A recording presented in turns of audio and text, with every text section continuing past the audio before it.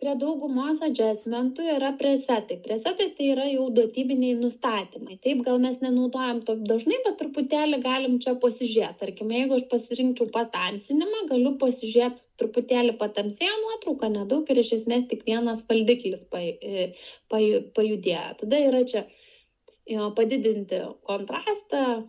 Pirmas kontrasto toks mažesnis padidinimas, trečias, tarkim, daug ir aš matau, kad iš tikrųjų, kad padidėtų kontrastą, galim pažiūrėti prieš ir po, o valdikliai pajudėjo į vidinės pusės arčiau histogramos. Taip, galim ten vidurinius tonus pašviesinti ar kažką. Ne? Ir kas atsitiko, kai vidurinius tonus šviesina, na, tiesiog valdiklis pajudėjo į kairę pusę. Taip, jeigu judėtų į dešinę pusę, tai tamsėtų viduriniai tonai.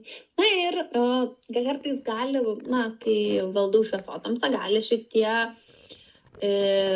presetai padėti suprasti, kaip koreguoju. Bet iš tikrųjų mes matom, ar ne? Ir aš tiesiog, kai man reikia, ir pasikoreguoju. Dabar taip pat noriu atkreipti dėmesį, kad apačioje mes turim dar vieną valdiklį, kuris skirtingai negu šitas, man leidžia visus pikselius arba šviesinti. Tai dabar ką aš matau, kad visa nuotrauka šviesėja, taip? Vienodai. Visi pikseliai šviesėja. Arba visi pikseliai vienodai tamsėja. Tai vat toks ir yra skirtumas, kad čia tik tais tam tikrą kiekį pikselių tamsinu, o čia visą nuotrauką vienodai. Tai tokiu būdu aš ir koreguoju šviesotamsą, įvertinu, ko man reikia patamsinu, jeigu aš dar norėčiau visą nuotrauką pašviesinti ar patamsinti, irgi galiu daryti antro valdiklio pagalbą. Iš esmės, tarkim, kai kurie adjustmentai turi ir daugiau funkcijų, bet mes esminės išsiaiškinsim, gerai? Tai dabar, ar turit klausimus iš tų levels adjustmentų, ar aišku, kam jisai čia skirtas ir kaip jį valdyti? Tai dabar gal dar reikėtų pasakyti, kad aš tas histogramas labiau aiškinau, kad jūs tiesiog bent jau suprastumėt, kam jos čia yra reikalingos. Ar ne, čia nėra, kad kažkaip jas reikia išmokti, žinoti, bet tiesiog, kad suprastumėt, ką čia jos nurodo ir kaip jos gali jums padėti suprasti. Taip? Gerai, tai jeigu su levels yra aišku, ir tai bus dažnai naudojamas jūsų adjustmentas, nes brightness ir kontrast labai mažai duoda galimybės valdyti, tai levels jau daug plačiau leidžia jums, ar ne, tą šviesotamsą koreguoti. Tai dabar galime imti ir atsidaryti adjustmentą, kuris vadinasi Hue Saturation. Ir tai yra vienas tokių pagrindinių adjustmentų skirtų spalvai koreguoti. Gerai, tai luktersiu, kad atsidarytumėt šią nuotrauką ir pasižiūrėsime.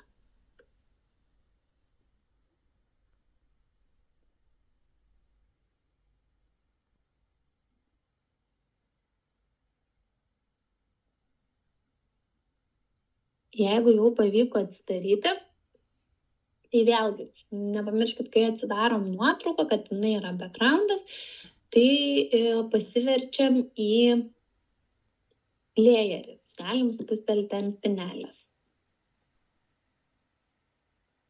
Aš pavadinu layerius, šiaip labai rekomenduoju turėti tokį įprotį, kai dirbate layerius, pasivadinti vardais. Aš visą laiką užvadinsiu tam, kad jums būtų patogiau ir aiškiau sekti, bet studentai gal dažnai ir nėra, kad labai mėgsta, ir iš tikrųjų ir aš, jeigu savo dirbu, gal ne visą laiką pasivadinu, bet stengiuosi dažniau, nes iš tikrųjų layerius užvadinus tikrai lengviau naviguoti ir ypač, kai dirbame su daugiau layerių, tai turėkite omeny, nes pastebiu, kad kartais vėliau, kai jau dirbam su daugiau layerių, greitai pasimetam. Gal kažkokį klausimą turėjot, kažką girdėjau?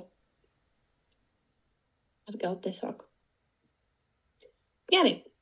Aš turiu klausimą, kaip atrakinti, gal pasakyti? Tiesiog spustelkit ant spinos ikonėlės su pele. Taip, ir pasivers į layer. Kai jau pasivertė į layer, tai yra layeris, nebe backgroundas. Šiuo atveju mes galėtume ir ant backgroundo dirbti, bet aš tiesiog jums, kad jūs atsimintumėt ir žinotumėt. Jeigu jau tą padarė, tai dabar susiraskite adjustmentą, kuris vadinasi Hue Saturation ir ant jos spustelkit. Taip. Čia turėsim truputėlį daugiau nustatymų ir hue saturation yra tikrai vienas iš tų adjustmentų, kurį naudosime dažnai ir toksai gan galingas ir daug skirtingų dalykų leidžiantis padaryti adjustmentas. O kaip jį įsikelti? Tiesiog reikėtų prie adjustmento ant jos pustelti ir automatiškai jums susiformuos adjustmento layeris. Taip, žiūrėkit, to iš Ctrl+Z paspaudžiu, susirandu hue saturation, paspaudžiu ir mano layerių panelį susiformuoja layeris hue saturation, o properties panelį aš matysiu valdymą šio adjustmento. Ar pavyko? Tai pavyko, ačiū. Gerai, puiku. Tai dabar tada pasižiūrėkime. Iš pradžių galim pasižiūrėti, ką kiekvienas valdiklis daro. Aš parodysiu jums ant kelių nuotraukų. Tai paraleliai būsiu įsijungus, gerai? Kadangi šita nuotrauka jau pati iš savęs yra labai ryški, tai jeigu mes dabar pirmiausia pažiūrėsime į valdiklius. Pirmasis valdiklis yra hue, saturation ir lightness. Hue yra spalva. Tai reiškia, mes galime keisti spalvą. Kadangi čia labai ryškios spalvos ir aš keičiu hue, tai atrodo, kad tiesiog keičiasi gėlių spalvos. Ir kadangi jos tokios ryškios, tai tikrai atrodo, kad gali būti. Primenu, kad jeigu pasibandėte ir norite grįžti į pradinį vaizdą, apačioj properties paneliai, vidurinė ikona, rodiklė tokia lenkta, rodant į kairę pusę, yra reset. Tai tiesiog labai greitai galiu atnaujinti. Tačiau jeigu mes pažiūrėtume ant tokios nuotraukos, kur tarkim yra žmogus, odos spalva ir keisčiau hue, tai jau taip nebeveikia gerai, ar ne? Matau, kad įtakoja stipriai odos spalvą ir man tas nėra tikslinga, taip? Tai tiesiog parodau, kad ant skirtingų nuotraukų bus. Dėl to, dirbant su Photoshopu, daugiau mes ir turime paskaitos failą, nes kiekvieną dalyką, kai aiškinamės, norisi parodyti tam tikram scenarijui ir paaiškinti. Gerai, tai hue reiškia keičia spalvą. Saturation keičia ryškumą. Tai vėlgi, čia labai ryški nuotrauka ir jau nebelabai turiu erdvės dar paryškinti. Į minus saturation nuotrauka desaturuojasi, desaturiai, tikriausiai gal ir žinot šitą terminą, ir jeigu aš minus 100 padaryčiau, tai tas pats, kas nespalvota nuotrauka, taip? Na ir jeigu pažiūrėčiau paraleliai čia, aš turiu erdvės dar ryškinti, tik tais, kai yra nuotraukoje, tarkim, žmogus ir ryškinu, labai įtakoja odos spalvą. Ir šitoj vietoj galiu pasakyti, kad tokiu būdu, čia galim pasižiūrėti prieš tai pirmąjį žiūrėtą adjustmentą Color and Vibrance, tai tokiu atveju mes naudotume ne saturation, o vibrance, kuris geriau padaro. Jis ryškina, bet matom, kad tas diapazonas yra truputėlį mažesnis ir ypatingai apsaugo, tarkim, kai turiu odos spalvą, ar ne, jis taip stipriai nepaveikia. Tai vat gali būti toksai, kada tas vibrance gali būti panaudojamas. Gerai, tai grįžtu. Ir paskutinis yra lightness. Lightness tai tas pats, kas buvo prie levels. Dabar galvoju, jau išjungiau, bet įsijungsiu, tarkim, čia. Prie levels mes turėjome va šitą apatinį valdiklį, taip, kuris man šviesino arba tamsino. Ir būtent čia ir prie hue saturation irgi aš tą patį turiu. Galiu šviesinti arba tamsinti. Kada to prireiks, aš pamatysime eigoje. Dabar taip pat galime matyti, kad ir prie hue saturation mes turime presetus.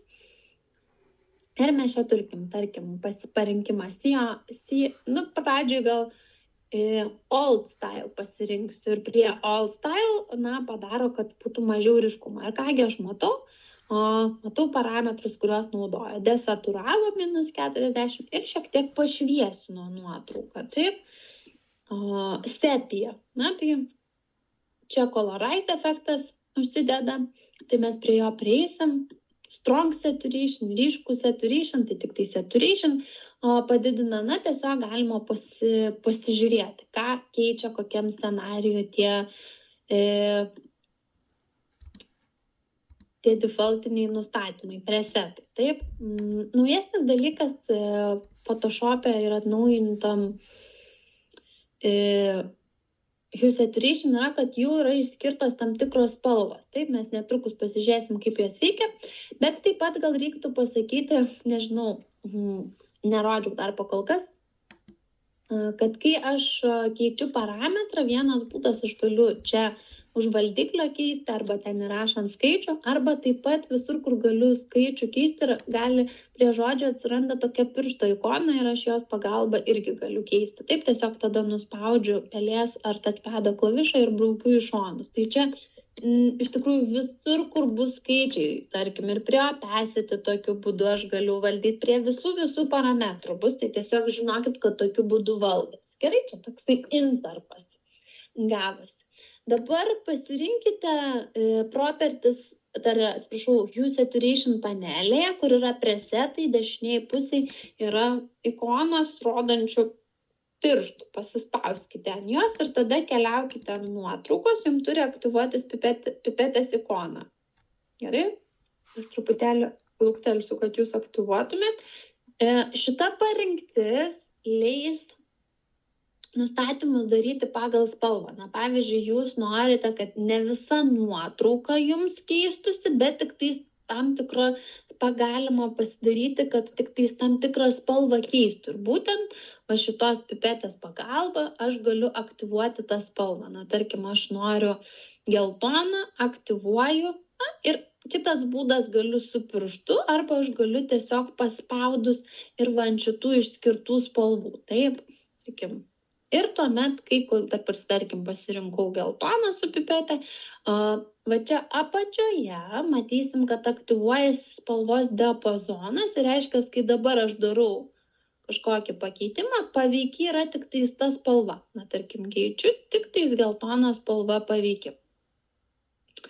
Taip, galiu matyti, kad šiek tiek, tas diapazonas spalvos, galbūt reikia jį praplėsti, nes čia matosi ne visą geltoną paveiki. Dėl to su pipetė aš galiu pasirinkti pliuso ženklą ir praplėsti spalvos diapazoną. Va, matot, jisai netgi čia matosi prasiplečia, tol, kol jau ten man bus mano norimas rezultatas. Taip? Na ir dabar visai neblogai. Ir, tarkim, pakeičiau spalvą. Dabar galvoju, kad norėčiau pakeisti sieną. Taip, ir vėlgi aš galiu pasikeisti. Ir tokiu būdu gan greitai ir nesudėtingai galiu keisti spalviškumą. Pabandykite, gerai? Vienas, kitas gėles galite naudoti šitas ikonas, pabandykite ir su pirštu pakeisti, taip tą naudodami. Ir tuomet modifikuoju tik tam tikrą vietą nuotraukoje. Galima. Kažkas neišsijungia mikrofoną. Kažkas neišsijungia mikrofoną. Kad aš galiu išjungti. Girdim. Jau išjungęs gerai. Girdim pašvalinius jūsų pokalbius. Ar pavyksta? Gal turit klausimų? Pasibandykit vieną kitą kartą ir tai yra metodas, kaip galime pakeisti tam tikrą nuotraukos vietą. Galiu parodyti ir galite, jeigu norit, pasibandyti ir kitam scenarijui. Tarkim, norėčiau pakoreguoti šitos karelės spalvą, taip, kuri yra šiuo atveju raudona. Aš galiu pasirinkti, tik tais čia nesigausus karelės raudona spalva, nes yra oda. Nu, bet tarkim, galiu pasirinkti žalią ir keisti, tarkim, žalią spalvą. Bet reikia suprasti, kad čia ne pagal objektą keičia. Taip, žalios yra ir drabužyje. Tai kai keičiu, keičiasi ir kitur. Tai norėjau parodyti, bet čia gal ne pats geriausias pavyzdys. Tai čia bus taip. Ar pavyko? Jeigu pavyko, tai galite resetinti nuotrauką į pradinį ir dabar pasiaiškinsime funkciją Colorize. Colorize funkcija leis man sukurti monochrominį efektą. Tai jeigu uždėsime varnelę ant Colorize, tai visa nuotrauka tampa vienos spalvos, taip, Ir aš galiu keisti intensyvumą, spalvą ir padaryti monochrominę nuotrauką. Taip, aš galiu ten ryškesnę, mažiau ryškę ir būtent čia atsiranda tas šviesotamsos poreikis, ar ne, ar spalva šviesesnė, ar tamsesnė. Ne tik čia, bet čia gerai paaiškina šitą parengtį, kodėl yra reikalinga. Taip, na ir bet kokią ten atspalvį aš galiu pasikeisti. Irgi pabandykite, reiškia, turite uždėti varnelę ant Colorize ir tada paverčiate į monochrominę nuotrauką. Tai toks dekoratyvus efektas, bet dizaino sprendimuose tikrai gali labai praversti ir kartais galvojam, koks metodas leidžia tai padaryti. Yra daugiau metodų, bet aš manau, kad šitas yra vienas efektyviausių ir puikiai ir lengvai valdomas.